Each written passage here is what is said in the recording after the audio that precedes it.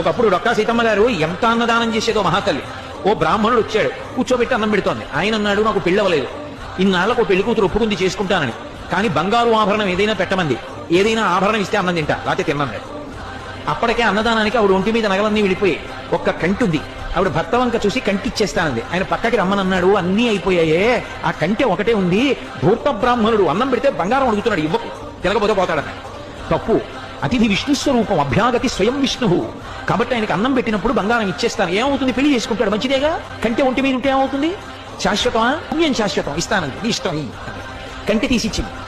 ఆ కంటె తీసుకెళ్లి అరిటా కింద పెట్టి ఆయన అన్నం తినేశాడు సంతోషంగా. ఉత్తరాపోసనం పెట్టాడు, చేయగడుక్కోవడానికి బయటికి వెళ్ళాడు. ఊరంతా కలిపి ఎంత ఉంటుంది ఆ గన్నవరం.